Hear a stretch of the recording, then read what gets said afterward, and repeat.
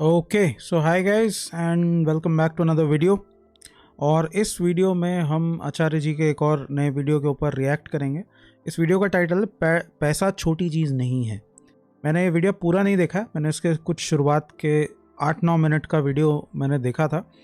तो वीडियो बहुत ही इंटरेस्टिंग है क्योंकि जनरली लोगों को ये कन्फ्यूजन ज़रूर रहती है कि आध्यात्मिक पथ पर चलते हुए पैसे की क्या इम्पोर्टेंस है, पैसे कमाना चाहिए, कितना कमाना चाहिए, और कमा रहे हैं तो उसे कहाँ कहाँ इन्वेस्ट करना चाहिए, अगर आपके ऊपर फैमिली रिस्पॉन्सिबिलिटी है तो आपको उस पैसे का क्या करना चाहिए। इससे रिलेटेड इस वीडियो के अंदर डिस्कशन किया गया है। ओके सो मैंने शुरुआत के 7-8 मिनट कुछ ये वीडियो देखा है, अराउंड 9 मिनट के आसपास का वीडियो मैंने देखा है, बाकी नहीं देखा है। तो मैं आप लोगों के साथ बैठ के इसे पूरा देखूंगा और ये 43 मिनट्स का ये वीडियो है और बीच बीच में मैं अपने थॉट्स आप लोगों के साथ रखता जाऊंगा। आगे बढ़ने से पहले अगर आप लोगों ने अभी तक चैनल को सब्सक्राइब नहीं किया है तो अगर आप लोगों को मेरा इनिशिएटिव पसंद आता है तो चैनल को सब्सक्राइब कीजिए, बेल आइकन प्रेस कीजिए ताकि जब भी वीडियो अपलोड हो आप लोगों तक नोटिफिकेशन ज़रूर पहुँचे। तो चलिए अब ज़्यादा देर ना करते हुए शुरू करते हैं। सो 3, 2, 1 गो। आचार्य जी सत सत नमन। बहुत दिनों से मेरे अंदर एक दुविधा है कि ये सेविंग या इन्वेस्टमेंट प्लानिंग ये कितना हद तक अध्यात्म के रास्ते में बाधा बनेगा या सहायता करेगा। मैं अपनी ज़रूरत का 5-6 गुना ज़्यादा कमाता हूँ, लेकिन मुझे कुछ दिनों से यही लगता है कि ये जो एक सिस्टमेटिक इन्वेस्टमेंट प्लानिंग होती है या फिर कोई एक another source of income generate कर देना, शायद मुझे लगता है कि मैं इसके बाद संस्था को और भी अच्छे तरीके से सहायता कर पाऊँगा, या फिर मैं जो काम करना चाहता हूँ अगर एक बेसिक इसेंशियल की अगर हमेशा फुलफिल रहती है तो मैं एक और अच्छे तरीके से उसमें डिवोट कर पाऊँगा अपने टाइम और एनर्जी को।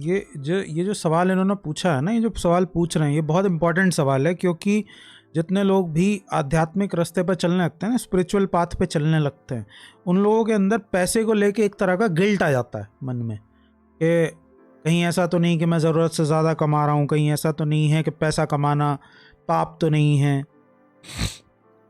तो बहुत सारी चीज़ें हैं जिनका आपको ध्यान रखना पड़ता है कि आपने शादी की है या नहीं की है, अगर कर ली है तो क्या आप अकेले पति पत्नी हैं, आपके बच्चे तो नहीं हैं। ऑब्वियसली जब आपने शादी कर ली है तो कभी फ्यूचर के अंदर आपके बच्चे भी होंगे, तो जब आपके ऊपर आपके ऊपर पत्नी की, बच्चे की रिस्पॉन्सिबिलिटी आ गई है और साथ में ये भी देखना पड़ता है कि आपका जो पार्टनर है वो भी काम कर रहा है या नहीं कर रहा है, आपका जो लाइफ पार्टनर है वो भी जॉब कर रहा है या नहीं कर रहा है, वो भी किस तरह से कंट्रीब्यूट कर रहा है, वो भी एक बहुत इंपॉर्टेंट फैक्टर होता है। ओके तो आप सीधा आज के टाइम पे आप सीधा पैसे को निगलेक्ट नहीं कर सकते, भले ही आप स्पिरिचुअल पाथ के ऊपर चलें या स्पिरिचुअल पाथ के ऊपर ना चलें, लेकिन पैसा आज की लाइफ का एक बहुत इंपॉर्टेंट फैक्टर है क्योंकि आपको अपनी रोज़मर्रा की ज़रूरत पूरी करने के लिए आपको पैसे की ज़रूरत होती है। हाँ, कितनी ज़रूरत होती है ये डिबेटेबल है क्योंकि अगर आपने शादी नहीं की है, आप सिंगल हैं, अकेले हैं, तो आपकी ज़रूरत कुछ अलग तरह की होगी। अगर आपने शादी कर ली है और आपके बच्चे हैं, आपका लाइफ पार्टनर है, तो आपकी ज़रूरतें कुछ अलग तरह की होंगी, तो आपको उसके हिसाब से एक्ट करना होगा। ओके तो आगे बढ़ते हैं, सुनते हैं आगे का वीडियो। एक अध्यात्म में भी एक कहावत है कि पुत्र कुपुत्र क्यों धन संचय, पुत्र सुपुत्र क्यों धन संचय। तो आखिर में ये धन संचय क्या ये सही है या फिर हमारे मन का कोई चोर रास्ता है, जैसे आपने गीता में बताया। आप ये भी कहते हैं कि जिसने अभी तक अपना आने का रास्ता, आने का पुल बचा रखा है वो वापस भी जा सकता है। तो इन्हीं सब दुविधाओं में मैं कुछ दिनों से हूँ, कृपया मार्गदर्शन करें। देखो बात इसमें अच्छा, जब आगे बढ़ें तो ये चीज़ आप लोगों को ध्यान में रखनी है कि जिस आदमी ने ये सवाल पूछा है उसकी शादी हो चुकी है। आगे बताएंगे कि शादी हुई है लेकिन अभी तक बच्चा नहीं हुआ है। ओके तो ये शादीशुदा आदमी ये सवाल पूछ रहा है। तो जो लोग भी शादीशुदा हैं, जिनकी फैमिली है, उनके लिए ये वीडियो बहुत इंपॉर्टेंट हो जाता है, तो वो ज़रूर देखें इस वीडियो को। ओके बहुत सीधी या एक पक्षीय नहीं है कि कितना पैसा बचाना चाहिए या निवेश करना चाहिए। अब अगर संतानें कर ली हैं और पता है कि आगे वो पढ़ने जाएंगे और पढ़ाई में इतना पैसा लगता ही लगता है, तो अध्यात्म भी कैसे कह देगा कि बचत मत करो? ऑब्वियस सी बात है।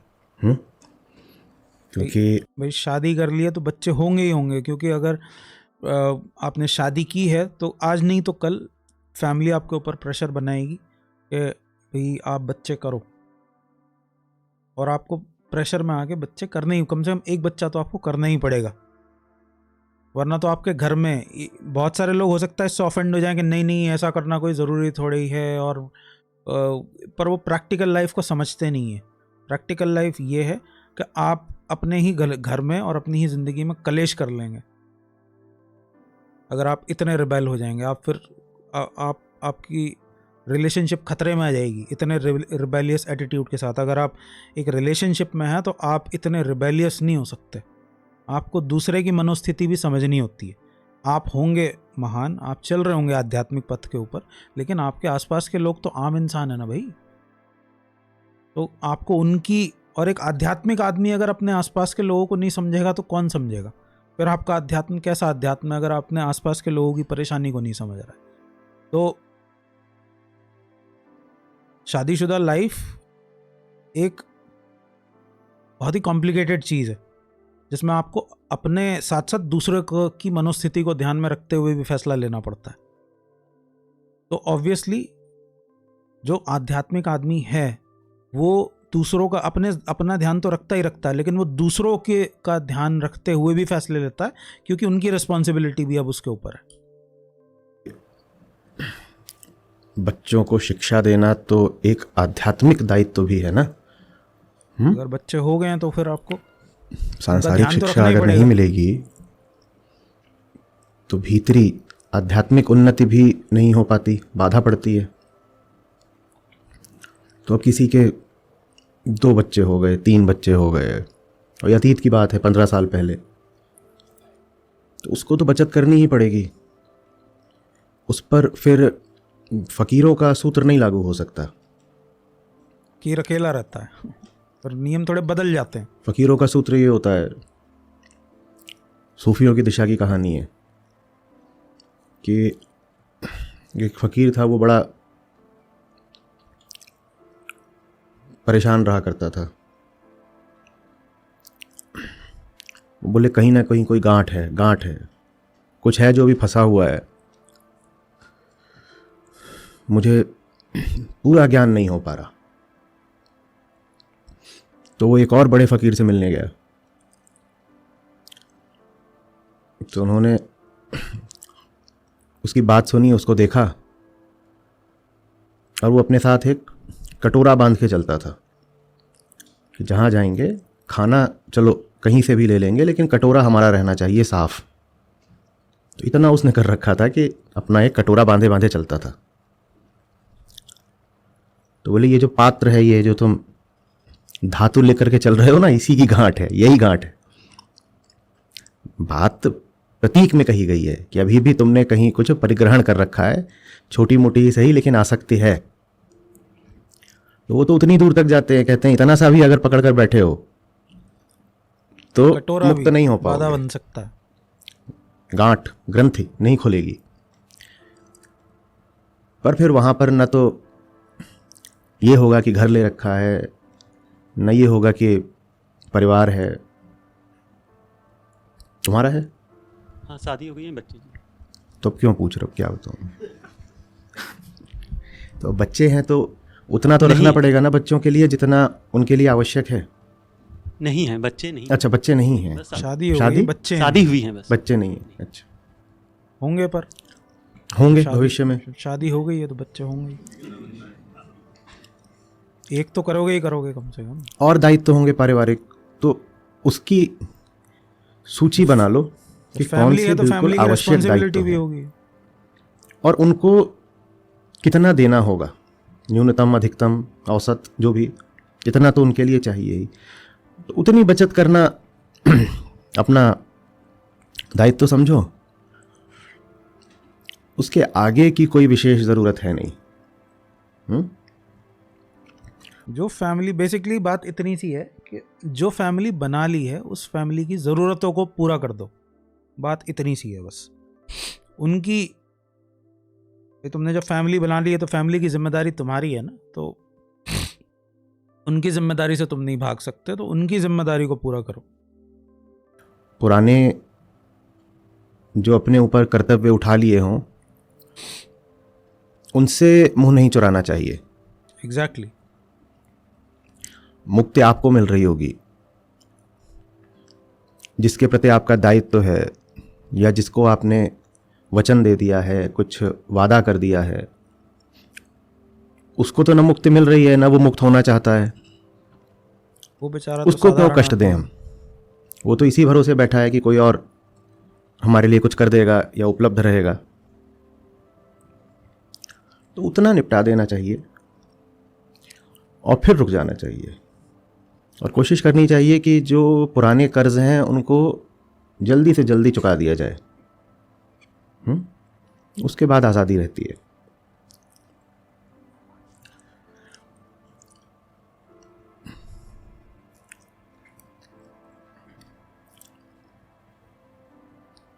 जगत की अभी जो दशा है ना, यहाँ धर्म युद्ध है, और इस धर्म युद्ध में पैसा एक बहुत महत्वपूर्ण हथियार है। एग्जैक्टली, पैसा हथियार चाहिए।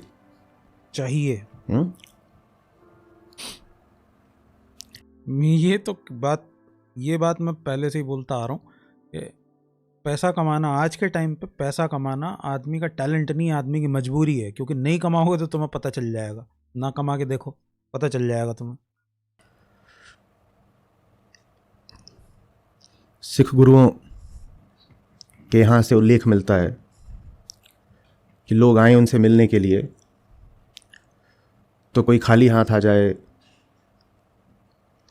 कोई वस्त्र वगैरह ले आए, कोई कुछ और चीज़ ला रहा है जो साधारणतया लाई जाती है, भेंट उपहार। उन्होंने सब प्रतिबंधित कर दिया, कुछ लाने नियम बना दिया कि तुम्हें दिख नहीं रहा हम क्या कर रहे हैं, हम क्या कर रहे हैं, हम युद्ध कर रहे हैं, तो हमें क्या चाहिए? हथियार चाहिए।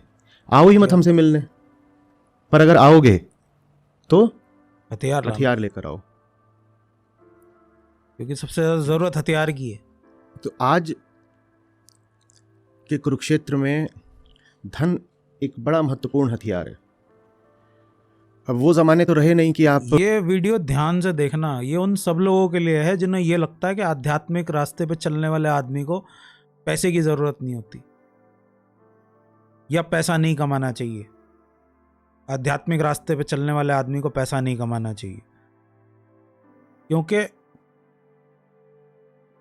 हमारे, आप सनातन धर्म की बात करो, कृष्ण सबसे बड़ा एग्जाम्पल है। मैं बार बार कृष्ण का उदाहरण देता हूँ। कृष्ण सबसे बड़ा एग्जाम्पल है। कृष्ण कभी धन से नहीं भागे। कृष्ण एक राजा हैं, उनके पास एक भरी पूरी धन संपत्ति है, एक बड़ा पूरा साम्राज्य है, क्योंकि उनके ऊपर इतने सारे लोग, वो राजा हैं तो उनके ऊपर न सिर्फ अपने परिवार की जिम्मेदारी है बट पूरी प्रजा की जिम्मेदारी भी है। और अगर पैसा नहीं होगा तो इतने बड़े साम्राज्य को चलाओगे कैसे? तो कृष्ण पैसे की इंपॉर्टेंस को बहुत अच्छे से समझते हैं। राम पैसे की इंपॉर्टेंस को बहुत अच्छे से समझते हैं। अगर आपका राज्य कंगाल है, उसमें पैसा नहीं है, तो आप कैसे समृद्धि को हासिल करोगे? आज के टाइम पे बड़े राज्य नहीं रहे, लेकिन छोटा राज्य आप समझ लो, आपका परिवार आपका छोटा राज्य है, और अगर उसके अंदर पैसा नहीं है तो कैसे मानसिक शांति होगी आपके घर के अंदर? आपके घर के अंदर छोटी छोटी चीज़ों पे कलेश होंगे, क्योंकि पैसे की कमी है। और किसी भी छोटी से छोटी ज़रूरत को पूरा करने के लिए आपको सोचना पड़ेगा, इधर उधर देखना पड़ेगा। मान लिया ठीक है, आप आध्यात्मिक आदमी हैं, आपकी ज़रूरतें कम है, लेकिन जो बेचारे और लोग हैं आपके परिवार में, वो तो आम लोग हैं ना, उनकी तो जिम्मेदारी है आपके ऊपर। आपके माँ बाप होंगे, बच्चे होंगे, आपकी धर्मपत्नी होंगी, उनकी तो रिस्पॉन्सिबिलिटी है ना, उनकी तो कुछ ज़रूरतें हैं ना जो आपको पूरी करनी पड़ेंगी। तो उन लोगों के लिए ये बहुत इंपॉर्टेंट है, समझनी ये बात। तलवार से या बंदूक से, तोप से दुश्मन का सामना करने जाएंगे। और एक क्लियर कट स्टेटमेंट ये है कि ताकतवर इसलिए नहीं बनोगे तुम्हें किसी पे धौंस जमानी है। पैसा ताकत की निशानी है आज के समाज में। ताकतवर बनो इसलिए नहीं कि आपको किसी पे धौंस जमानी है, पर ताकतवर इसलिए बनो कि ताकि आप अपनी सुरक्षा कर सको। आपको कोई बेकार में परेशान करने ना आए, क्योंकि अगर आप कमज़ोर हो आज की दुनिया में तो आप सताए जाओगे। पहले तो सताने के तरीके अलग थे, आज सताने के तरीके अलग हैं, लेकिन अगर कमज़ोर हो तो सताए जाओगे, ये बात ध्यान में रखना। क्योंकि दुश्मन की प्रकृति ही वैसी नहीं है अभी। आज जो आपका दुश्मन है वो आपको बंदूक से थोड़ी गोली मार रहा है। आज आपका दुश्मन आपको बाजार के माल से मार रहा है। नए तरीके आ चुके हैं अब लड़ने के। ये जो टीवी स्क्रीन है इससे जो पहले सीधा सा डिस्टिंक्शन अगर देखोगे तो पहले ताकतवर उसको माना जाता था जिसका शरीर ताकतवर था, पैसे के साथ साथ जिसका शरीर ताकतवर था, जो बड़ा पत्थर उठा सकता था, जो ज़्यादा लोगों को मार सकता था तलवार से। आज ताकत की निशानी है पैसा और दिमाग। पहले पैसा और शरीर था, अब पैसा और दिमाग है। शरीर अब उतना इम्पोर्टेंट नहीं है जितना इम्पोर्टेंट दिमाग है। दिमाग से आपको फंसाने की नई नई तरीके निकाली गई हैं। प्रचार होता है उससे मार रहा है ना।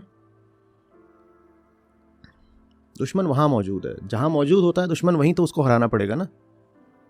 वहां पर धन बहुत आवश्यक है और ज्ञान। ये चीज याद रखो कि लाइफ में कुछ भी बेकार नहीं है, हर चीज की इंपॉर्टेंस है। पैसे की भी अपनी एक इंपॉर्टेंस है, पैसे की भी अपनी, हर चीज की इंपॉर्टेंस है और पैसे की भी अपनी इंपॉर्टेंस है एक। आज का शत्रु हमें झूठा ज्ञान दे देकर मार रहा है। पहले बड़ा दोष माना जाता था इंफॉर्मेशन, कि जिनका शोषण करना हो उनको ज्ञान मत पाने दो। भारत में भी ये हुआ है। जनसंख्या के एक बड़े वर्ग तक ज्ञान पहुंचने ही नहीं दिया गया, क्योंकि अगर वो जान जाएंगे, समझ जाएंगे तो जागरूक होंगे ना। ये लेकिन तरीका पुराना हो गया। अब ऐसा नहीं करा जाता कि किसी का उत्पीड़न करना है तो उस तक ज्ञान पहुंचने मत दो। अब क्या करा जाता है, जरूरत उस से तक ज्यादा बहुत सारा ज्ञान पहुंचा दो झूठा, वो इतना कंफ्यूज हो जाए उसको डुबो दो बिल्कुल झूठे ज्ञान के समुद्र में। Information overdose, scroll scroll scroll, overload.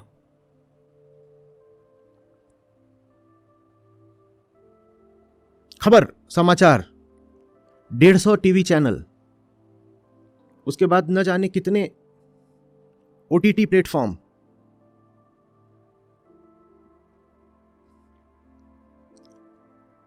आप समझ रहे हो? क्योंकि अब जमाना और टेक्नोलॉजी वहां पहुंच गए हैं जहां किसी तक सूचना का प्रवाह रोका तो जा नहीं सकता। तो आज अगर पूरी ही जनसंख्या का शोषण करना है तो उसका तरीका है कि प्रवाह। पहले प्रॉब्लम ये थी कि इंफॉर्मेशन कम थी, इंफॉर्मेशन की शॉर्टेज थी। आज के टाइम पे इंफॉर्मेशन ओवरलोडेड है।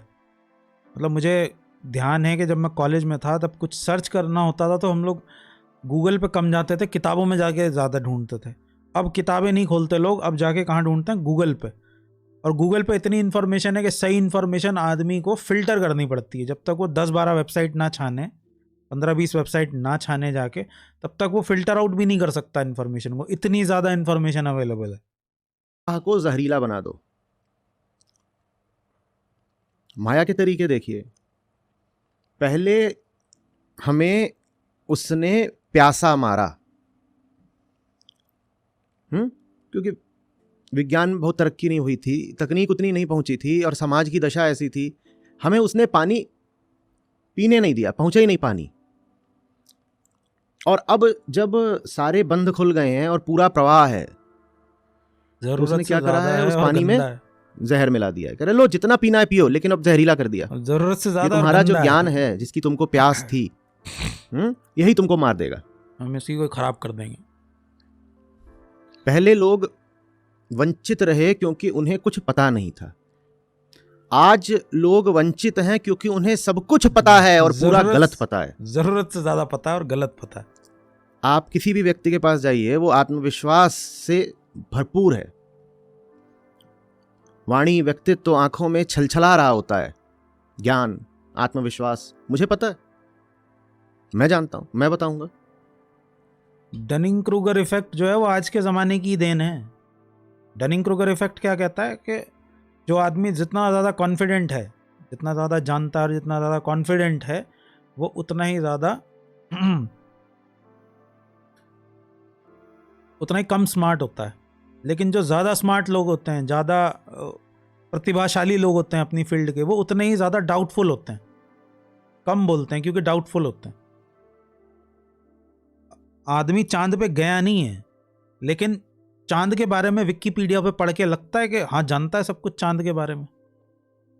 ये इसरो वाले हैं, पढ़ के उसको विकिपीडिया पे पढ़ के लगता है कि इसरो वाले पता नहीं चांद पे सैटेलाइट क्यों नहीं पहुंचा पा रहे। इनको पता ही नहीं है कि सैटेलाइट पहुंचाने में क्या मुसीबत होती है, कितनी प्रिसाइज कैलकुलेशन की ज़रूरत होती है।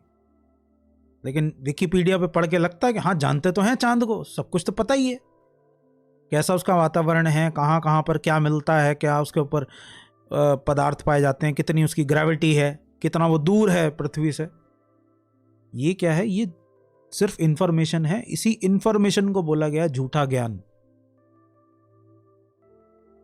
ये बस इंफॉर्मेशन है जो पढ़ के आपने कहीं से हासिल कर ली है, इसका तथ्य से कोई लेना देना नहीं। दुनिया का कोई भी मुद्दा हो, उसके बारे में दुनिया का कोई भी आदमी विशेषज्ञ है आज। और जो विशेषज्ञ नहीं है उसको विशेषज्ञ बनने में 1-2 घंटा लगता है बस। जाओ और इंटरनेट पर कुछ पढ़ लो, गूगल पे सब अवेलेबल है, विशेषज्ञ बन जाओ और औरों को भी बताओ।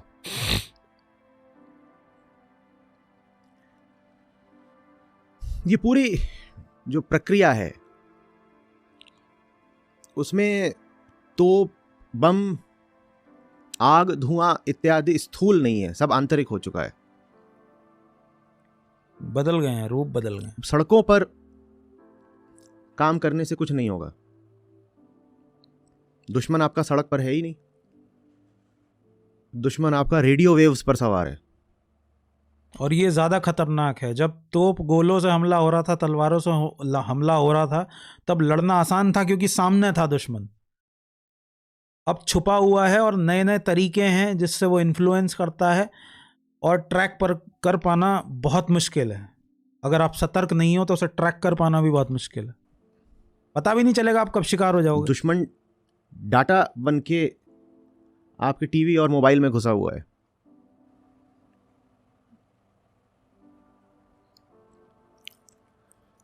ये सारी चीजें साइंस की हैं। ये सब टेक्नोलॉजी और रिसर्च के उत्पाद हैं।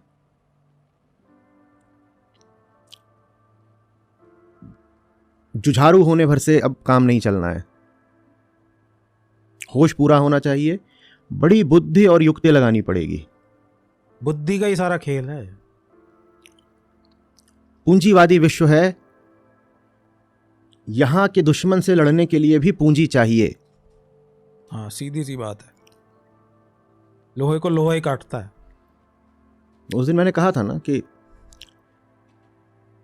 किसी को मारना क्यों अगर उसको ग्राहक बनाया जा सकता है। ऐसा है आपका आज का दुश्मन।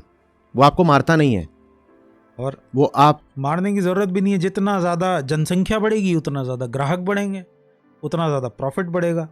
सीधी सी बात है। को जहरीला ज्ञान दे करके अपना ग्राहक बना लेता है, और जो ग्राहक बन गया वो गुलाम बन गया। दिमाग को काबू में कर लो। आप क्या पसंद करोगे? आपके सामने कोई है, आप उसको मार दो या अपना सेवक बना लो, आपका ज्यादा फायदा किसमें है? ऐसे चल रहा है आज का खेल। पहले आप देखो ना, पहले जो बिजनेस चलते थे वो वन टाइम पेमेंट पे चलते थे। आपने एक बार पेमेंट दी, सामान लिया, वो सामान आपका हो गया, काम खत्म। आज के नए ज़माने के जितने भी बिजनेसेस हैं वो सारे सब्सक्रिप्शन बेस्ड हैं।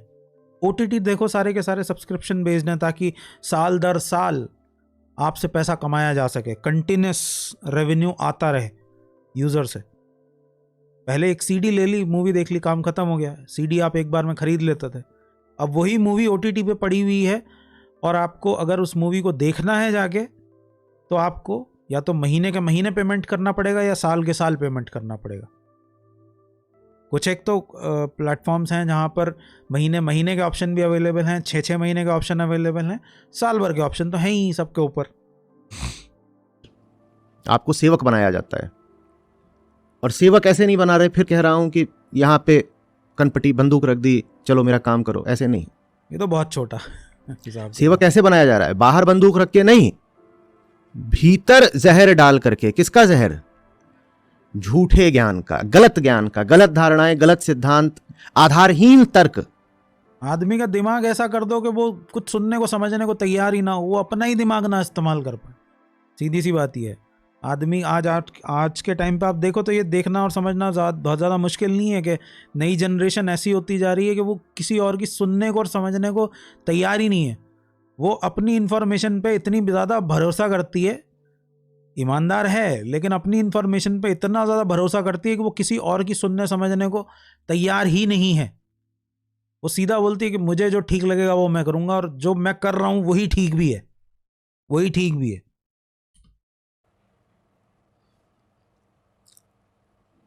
हर व्यक्ति गुलाम हो चुका है और हर गुलाम को गुमान है कि वो आजाद है।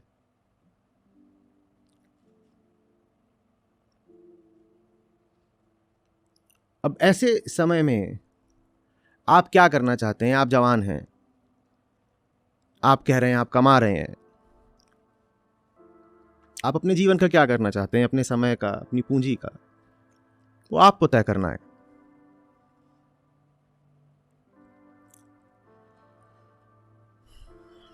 भूलिएगा नहीं, ये लड़ाई किसी और की नहीं है। पुराने समय में तो आप कह सकते थे कि भाई जो युद्ध स्थल पर नहीं है वो सुरक्षित है। कुरुक्षेत्र में वही तो मारे गए जो वहां मौजूद थे ना। अर्जुन ने कह दिया था कि मैं इसमें प्रतिभागी हो ही नहीं रहा, मैं तो जा रहा हूं, शुरू में ही कह दिया। मैं अगर चला गया तो मैं फिर इसमें सम्मिलित नहीं हूं। आज आपके पास विकल्प ही नहीं है सम्मिलित न होने का। आप कहां जाओगे? कोई तरीका नहीं है। आपका दुश्मन आपके भीतर बैठ गया है, जहां भी जाओगे उसको लेकर जाओगे। दुश्मन इधर बैठा, जहां भी जाओगे वहां बाजारें होंगी ना। अपने परिवार को जहां भी लेके जाओगे वहां स्कूल कॉलेज विद्यालय होंगे ना। तो ज्ञान तो आ ही रहा है, सूचना तो आ ही रही है, मन पर इंद्रियों पर हमला तो हो ही रहा है। और जहां भी जाओगे, व्यवहारिक बात ये, जेब में मोबाइल तो होगा ना। अब बोलो बच कैसे लोगे? 99% पहले तो कह सकते थे बाहर दंगा हो रहा है, चलो चलो घर के अंदर सब छुप जाओ, खिड़की दरवाजे बंद कर लो। 90% तो इन्फॉर्मेशन का सोर्स जो है वो आपका मोबाइल ही है। हर टाइम नोटिफिकेशन, हर टाइम कोई ना कोई अपडेट आ रहा है। हम शांतिप्रिय लोग हैं, हमें दंगाइयों से क्या है? कैसे बचोगे? आज आपका दुश्मन आपको आपके घर के भीतर घुसकर मार रहा है बिना दरवाजा तोड़े, शांति प्रिय तरीके से मार रहा है। तो हम में से जिनको ये लगता है कि साहब हम सज्जन आदमी हैं, शांति प्रिय, बिल्कुल हमें लड़ाई झगड़े से कोई मतलब नहीं, हमारी अपनी 4 लोगों की दुनिया है, हम उसमें संतुष्ट रहना चाहते हैं। आप गलत सोच रहे हैं। वो आपके घर में घुस चुके हैं, वो आपके मन में घुस चुके हैं। आपका 8 साल का मुन्नू मोबाइल से खेलता है या नहीं? खेलता है या नहीं? और कब तक रोक लोगे? 8 में छीन लोगे मोबाइल तो 12 में तो उसके हाथ में दोगे। क्लासेस भी ऑनलाइन है, कब तक उसको मोबाइल से दूर रखोगे? क्या करें?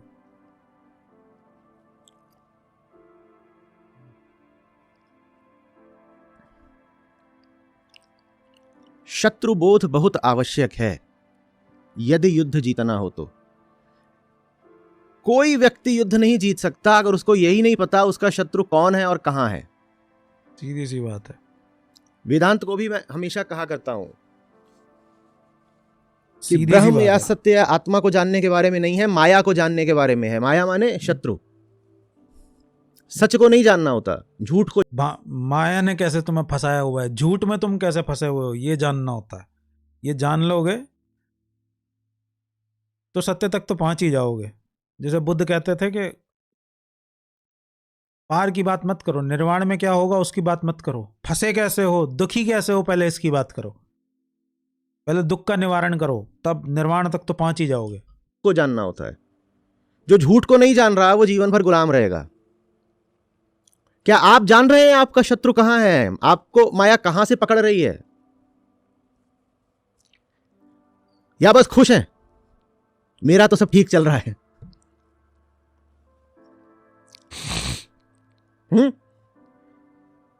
जैसे ज्वालामुखी के बिल्कुल मुख पर पार्टी चल रही हो। मेरा तो सब ठीक चल रहा है,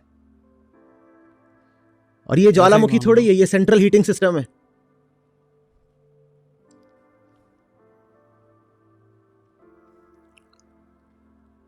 हम सब ज्वालामुखी के ऊपर बैठे हुए हैं, वहीं घर बना हुआ है, कब फट और सबको लग रहा है सब ठीक चल रहा है।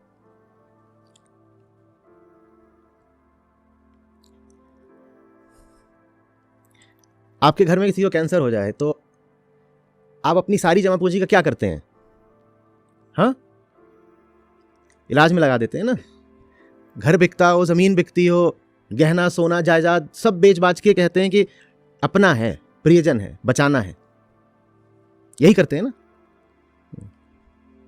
तो वहां तो एक को घातक, प्राणघातक बीमारी लगी होती है, यहां तो जो पूरा परिवार है वही फंसा हुआ है, वही उसको ही लग रही है, लगनी है, 100% अनिवार्यतः लगनी है। अब बताओ पूंजी किसके लिए बचा रहे हो?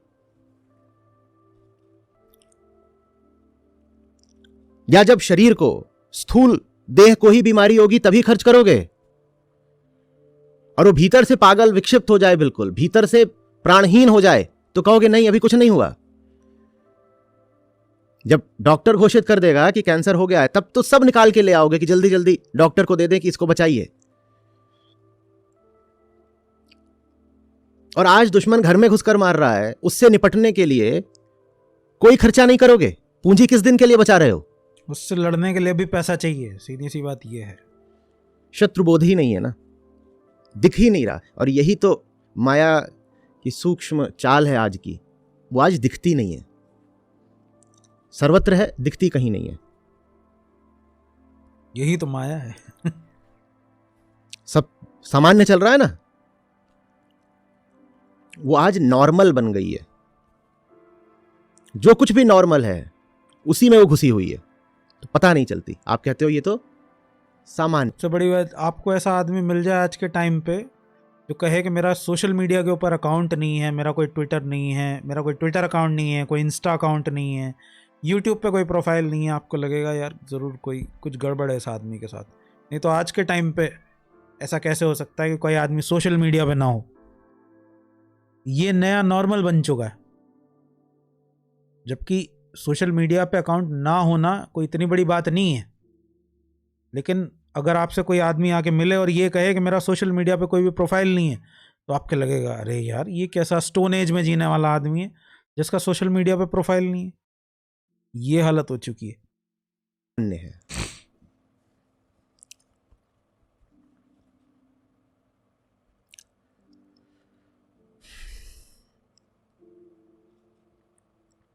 जितना आक्रमण आम आदमी पर आज हो रहा है पूरी ईमानदारी से, और जितनी मेरी थोड़ी बहुत बुद्धि है उससे बता रहा हूं, उतना कभी भी नहीं हुआ।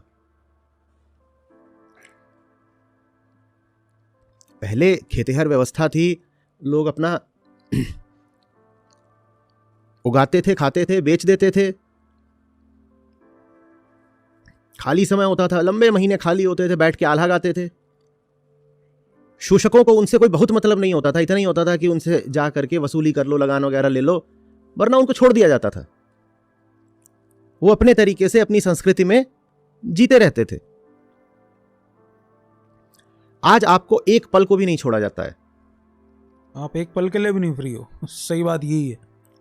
वो आपके खून की एक एक बूंद। आदमी या तो काम में बिजी है, और काम में बिजी नहीं है तो मोबाइल पे बिजी है।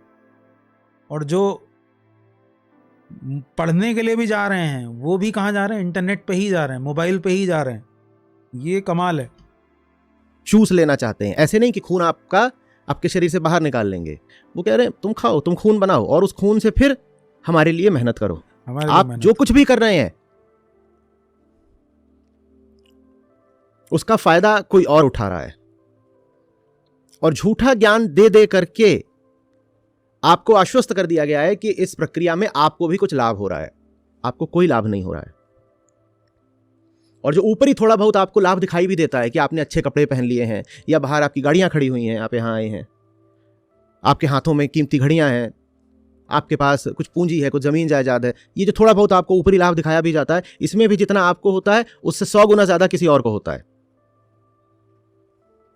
सुनने में बड़ा बुरा सा लगेगा, पर वैसा ही सा है जैसे कोई पूरा खा पी करके बगल में पालतू कुत्ता हो, उसके सामने सूखी हड्डी फेंक दे।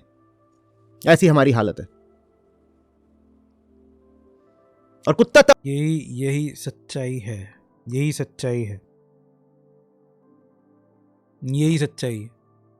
अब भी दुम हिलाया ही जा रहा है, उसकी वफादारी टूट ही नहीं रही।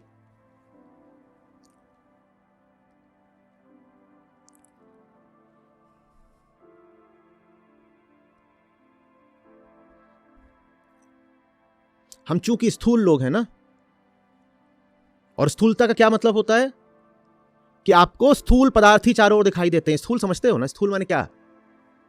जो इंद्रियों पे चलता है,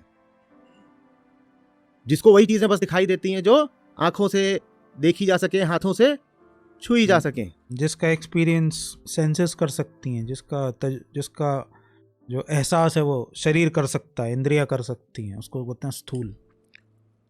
तो स्थूल आदमी जीता है पदार्थ की दुनिया में। और पदार्थ सारे किससे खरीदे जा सकते हैं? पैसे से। पैसे, धन चाहिए, धन। तो उन्होंने दो काम करे हैं, अपने पास रख लिया है पैसा और आपके पास रख दी है स्थूलता। अब देखो ये कितना घातक मेल हुआ। आपके पास स्थूलता रख दी। कैसे स्थूलता रख दी? गलत ज्ञान दे दे करके। पूरा आपको ज्ञान ये चटा दिया गया है कि जो स्थूल है वही पाना, तो उसी को इकट्ठा करना, उसी में जीना ही तो जिंदगी का लक्ष्य है, वही हैप्पीनेस है। तो आपको दे दी है स्थूलता, स्थूलता दे दी है, तो आप किसके पुजारी और किसके ग्राहक बन गए हैं? पदार्थ के। और पदार्थ आता है पूंजी से। पूंजी किसके पास है? पूंजी उनके पास है। पूंजी उनके पास है और पदार्थ की प्यास आपके पास है। पूंजीपतियों के तो क्या होगा नतीजा? पूंजी उनके पास है, पदार्थ की प्यास आपके पास है, पदार्थ पूंजी से आता है। नतीजा क्या होगा इस मेल का? गुलामी, गुलामी, गुलामी।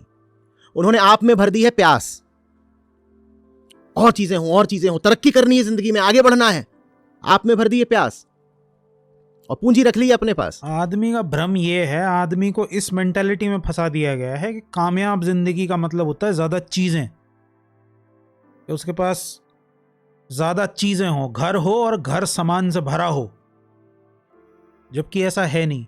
पावरफुल आदमी जितने भी होते हैं, जो कामयाब पावरफुल आदमी होते हैं, उनके पास पैसा ज़्यादा होता है, सामान कम होता है।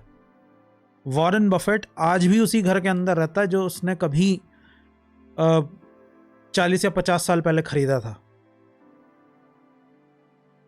उसने 40-50 साल में, जबकि वो दुनिया का सबसे बड़ा इन्वेस्टर है, लेकिन उसने आज तक दूसरा घर नहीं बनाया अपने लिए। तो लोगों को ये बहुत गलतफहमी है कि कामयाब आदमी का मतलब होता है ज़्यादा चीज़ें, 10-12 गाड़ियाँ खड़ी हों, 10-12 मकान हों, और उन सब के अंदर सब कुछ सामान ठूस ठूस के भरा हो।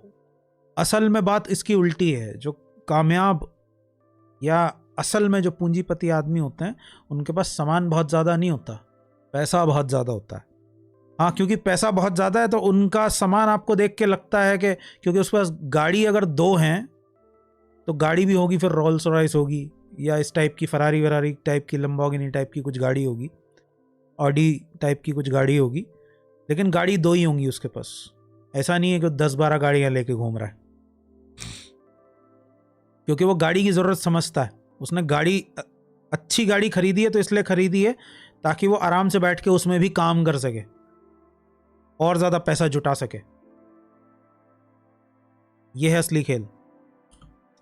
और पूंजी का चक्र ऐसा बना दिया है कि अगर 1 रुपया आपकी जेब में आएगा तो 10 उनकी जेब में जाएगा। तो माने पूंजी का बात यह है कि 1 रुपया वो तुम्हें देंगे ही तभी जब तक तुम उन्हें 10 कमा के नहीं दोगे। मैं रोक रहा हूं यहाँ पे, लेकिन ये रोकना बहुत ज़रूरी है, क्योंकि ये बात आपको समझनी ज़रूरी है कि 10 में से 1 आपके पास आएगा ही तभी जब आप 10 कमा के दोगे। तराजू, पलड़ा उन्हीं की ओर झुकता जाएगा। आपको लगेगा आप अमीर हो रहे हैं, तुलनात्मक रूप से आप और ज्यादा गरीब होते जा रहे हैं। इन्फ्लेशन देख लो, गुलामी बढ़ती जाएगी, बढ़ती जाएगी, और आपकी गुलामी बढ़ती रहे इसके लिए आवश्यक है कि आप में पदार्थ की प्यास और गहराई जाए, क्योंकि आप सामान के गुलाम हो। दिक्कत यह है कि आप सामान के गुलाम हो। आप समझते हो कि ज़्यादा सामान होना ज़्यादा सुख की निशानी है, जबकि बात असल में इसकी उल्टी है। जितना ज़्यादा आपके पास सामान होगा उतनी ही ज़्यादा आपकी परेशानी भी होगी, उतना ही ज़्यादा आप परेशान रहोगे, क्योंकि उतने सामान की रक्षा भी तो आप करनी जितना पड़ेगी। लोभातुर होंगे,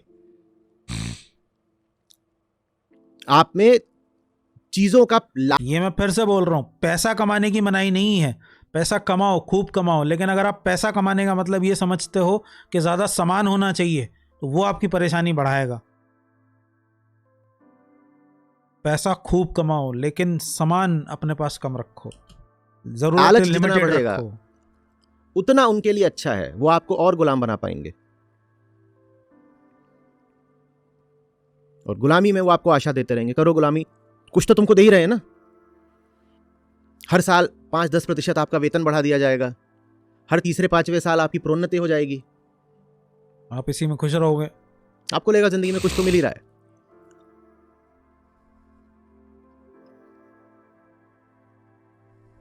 तो दो चीजें हैं इस युद्ध में जो बहुत बहुत महत्वपूर्ण है। देखिएगा कि उनके पास क्या है, उनके पास है पूंजी, और आपके पास क्या है, झूठा ज्ञान। यही दो संसाधन चाहिए हमें। हमें पूंजी चाहिए, हमें सही ज्ञान चाहिए।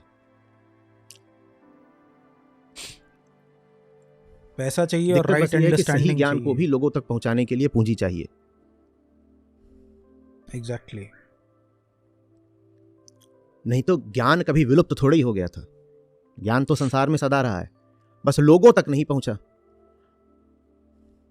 और आज षड्यंत्र यह कर दिया गया है कि लोगों तक 1000 तरीके का फिजूल ज्ञान पहुंचा दूं ताकि सच्चे ज्ञान के लिए उनके पास कोई जगह बचे ही नहीं। वो कहें मन तो भर चुका है, किससे? कचरा ज्ञान से। जब कचरा ज्ञान से मन भर गया है तो सच्चे ज्ञान के लिए कोई जगह नहीं है। जगह ही नहीं है अंदर, पहले ही इतना कबाड़ भरा हुआ है।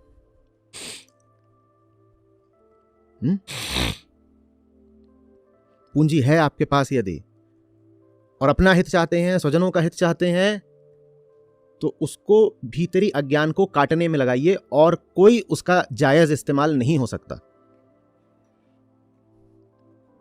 उतना हमने पहले ही कह दिया कि भविष्य में आने वाली शारीरिक समस्याओं के लिए या शैक्षणिक आवश्यकताओं के लिए जितना लगना है उतना अलग रख लीजिए। वो बिल्कुल ठीक है, आपको पता है कि आप बीमार हो सकते हैं, एक राशि अलग रख लीजिए। उसके बाद भी लेकिन बहुत बचा रहता है, उसको फूकिए, उड़ाइए नहीं। न ये सोचिए कि 2 घर हैं, एक तीसरा और खरीद लें। उसका इस्तेमाल करिए अज्ञान को काटने में, अपनी अंडरस्टैंडिंग को बढ़ाने के लिए। ये समझने मुझे में लगता है इससे ज्यादा फायदा ना स्पष्टता से मैं नहीं उठाइए। समझा पाऊंगा कभी। और अगर आप अभी भी ना समझ पाए तो मेरा दुर्भाग्य है।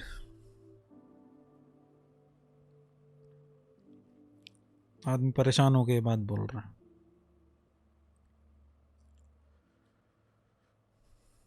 बात हो रही है साफ कुछ?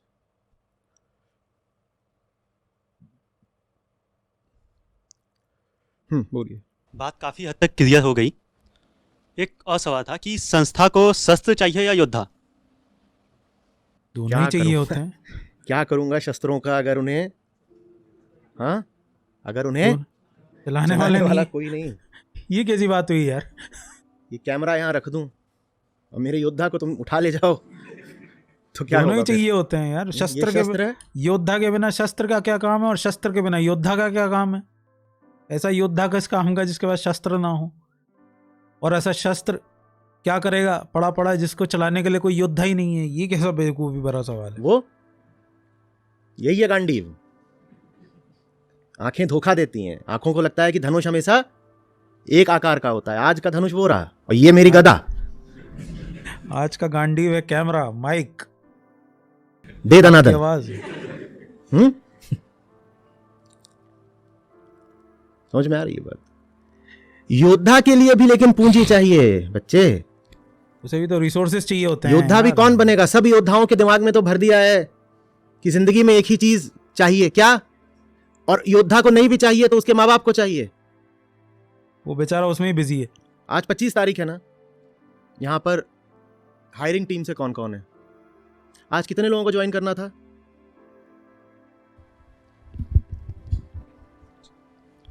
जी पिछले करीब 2 हफ्तों में 18 लोगों ने बोला था कि वो आज आज 18 लोगों को ज्वाइन करना था। कितना करा join कितनों ने? किया 2 दिन पहले 8 लोगों ने बोला था कि वो आएंगे। 18 ने ऑफर स्वीकार करा था, आज ज्वाइन करने वाले थे। 2 दिन पहले 8 हो गए वो। और कल रात को मैं शुभंकर से कह रहा था महीने के अंत तक अगर 2 बच जाएं तो किस्मत है तुम्हारी। वो 8 भी आज सुबह 4 हो चुके हैं अभी। अच्छा 4 हो चुके हैं, ठीक। सबको यही है कि पैसा कम मिल रहा है, और जिनको नहीं भी लग रहा पैसा कम मिल रहा है उनके घर वाले यहां आके उठा के लेके जाते हैं। रात में 2 बजे 3 बजे अचानक एक गाड़ी रुकेगी, उसमें से 4 कमांडो उतरेंगे, बूढ़े बूढ़े से होंगे, लंगड़ाते हुए से आएंगे। एक आध उसमें फीमेल कमांडो भी होगी, और घुसेंगे, और वो स्टेन गन मशीन गन का इस्तेमाल नहीं करते, वो आंसुओं का इस्तेमाल करते हैं। आकर के हाय हाय रोना शुरू कर देंगे, छोड़ दो जाने और मेरा दो। एक योद्धा वीरगति को प्राप्त हो जाएगा। गया। कुल समस्या क्या? बेटा तूने इतना पढ़ा लिखा ये सब करा, इतने कम पैसे में काम करेगा? कम से कम ₹1,00,000 तो मिलना चाहिए ना महीने का।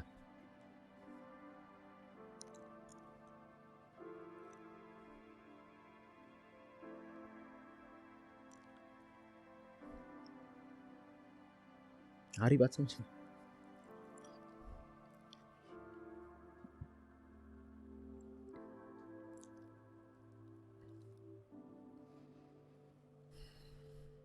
अब 18 ने अगर आवेदन किया, फिर बातचीत करी, साक्षात्कार हुआ, फिर संस्था में आना स्वीकार करा, तो उनका तो दिल रहा ही होगा काम करने का। और हम बात भी सिर्फ उन्हीं से करते हैं जो मुझे सुन रहे हो कम से कम साल भर से। तो ऐसा नहीं है कि बिल्कुल विदेशी थे, अपरिचित थे। वो मुझे जानते हैं, उनका मुझसे कुछ आंतरिक लगाव है, तभी यहाँ आके करना चाहते थे, तभी आवेदन करा, पूरी प्रक्रिया से गुजरे और फिर एकदम तैयार हो गए आने के लिए भी। वो तो सब जानते ही हैं। अंत में कौन सी अड़चन बच जाती है? एक ही तो, पैसा। पैसा और भी होता है। दूसरा ये कि नौटियाल जी शादी तोड़ देंगे। उसकी सगाई होने वाली थी, बोले वो तो ये सोच रहे थे ना कि तू आईटी में काम करता है। उन्होंने तो सॉफ्टवेयर इंजीनियर को अपनी लड़की दी थी, अब तू यहां आ जाएगा तो वो शादी तोड़ देंगे, दहेज मारा गया सारा। चला जाएगा। क्योंकि शादी तुमसे थोड़ी हो रही थी, शादी तो सॉफ्टवेयर इंजीनियर से हो रही थी। जब सॉफ्टवेयर इंजीनियर नहीं तो शादी कैसी? सीधी सी बात है। और फिर उसके आगे उनको पराभौतिक संशय भी होते हैं। संबंध आदमियों से थोड़ी जुड़ते हैं, आदमियों के पदों से जुड़ते हैं। तू अध्यात्म में चला जाएगा तो बेगाना हो जाएगा, तुझे तो मुक्ति मिल जाएगी, हम पीछे छूट जाएंगे। हमारा क्या होगा?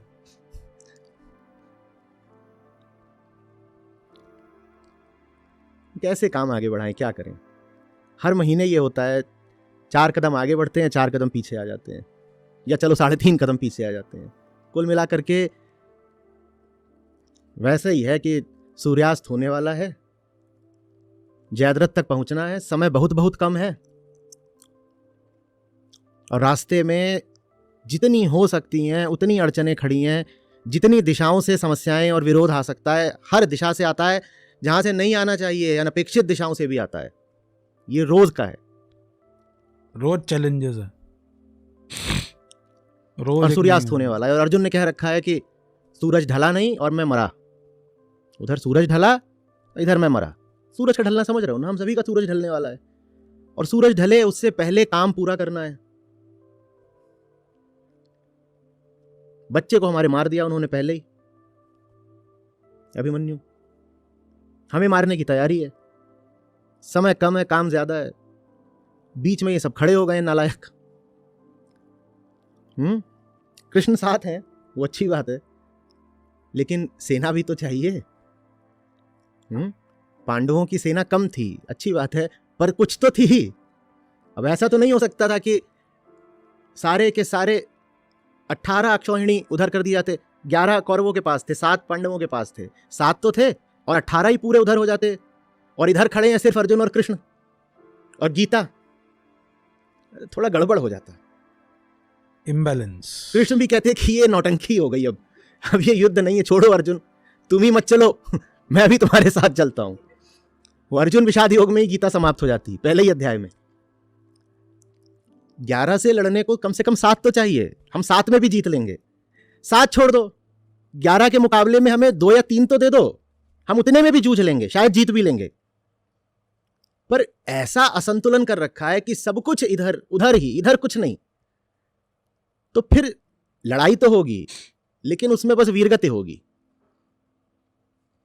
लड़ेंगे हम तब भी, जूझ तब भी जाएंगे, लेकिन यही होगा कि बस शहीद हो गए। और फिर शहीद भी कोई नहीं मानता, उसे कहते हैं कुत्ते की मौत मरे। जब ऐसी बेमेल लड़ाई होती है ना, क्योंकि आप जान पाओ कि किसी ने शहादत दी है, इसके लिए भी आप में कुछ ज्ञान होना चाहिए। और लड़ाई ही इस बात की है कि सब में झूठा ज्ञान भरा हुआ है, तो आप पहचानोगे भी कैसे कि कौन कुत्ते की मौत मर रहा है और कौन शहीद हो रहा है, जब जीवन में सब मान्यताएं उल्टी पुल्टी है। तो इसमें भी उल्टे पुल्टे ही रहोगे, कुछ नहीं पता चलेगा। सब मूर्खों को और बेईमानों को, धूर्तों को सब सर पे चढ़ाकर बैठे हो। आदमी की मजबूरी झलक रही है। वो जिस परेशानी से इस टाइम वो उस दर्द को यहाँ पे बता रहे हैं अपने, जिस दर्द से गुजर रहे हैं, जिस परेशानी से गुजर रहे हैं, जिन चैलेंजेस का उन्हें रोज रोज सामना करना पड़ता है।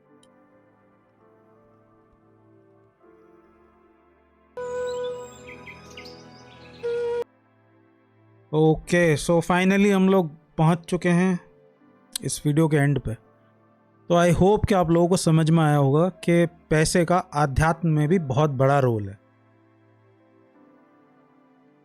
पैसा कोई बेकार चीज़ नहीं है। आज के लिए आपको अगर बुराई से लड़ना है तो उसके लिए भी पैसे की ज़रूरत पड़ती है। आज के समय का नया हथियार ही पैसा है। और अगर आपके पास अच्छे हथियार नहीं हैं तो आपके योद्धा भी कुछ नहीं कर पाएंगे।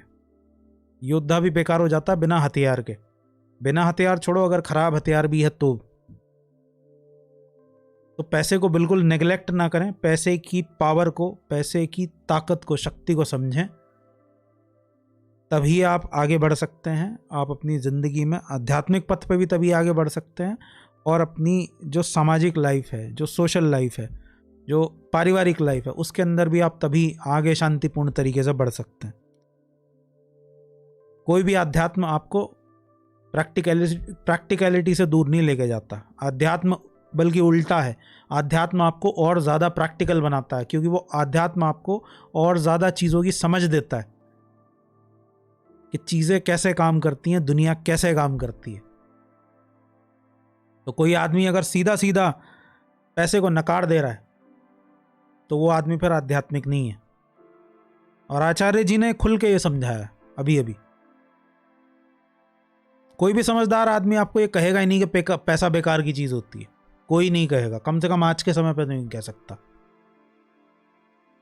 ओके, तो चलिए, आई थिंक ऑलरेडी ये वीडियो काफ़ी बड़ा था और हम लोगों ने पूरा वीडियो देखा, पूरा इसके ऊपर डिस्कशन किया। बाकी आप लोगों का क्या सोचना है मुझे नीचे कमेंट सेक्शन में लिखकर बताना। मैं चलता हूँ, मैं मिलूंगा आप लोगों से अगले वीडियो में। और अगर आप लोगों ने चैनल को अभी तक सब्सक्राइब नहीं किया है तो चैनल को सब्सक्राइब कीजिए। और अगर मेरा कंटेंट आप लोगों को पसंद आता है तो उसे और लोगों के साथ भी शेयर कीजिए। साथ ही साथ बेल आइकन प्रेस करना बिल्कुल मत भूलिएगा, ताकि जब भी वीडियो अपलोड हो तो आप लोगों तक नोटिफिकेशन ज़रूर पहुँचे। बाकी मैं चलता हूँ, मैं मिलूंगा आप लोगों से अगले वीडियो में। Thank you so much for watching and I will see you next time. Bye bye.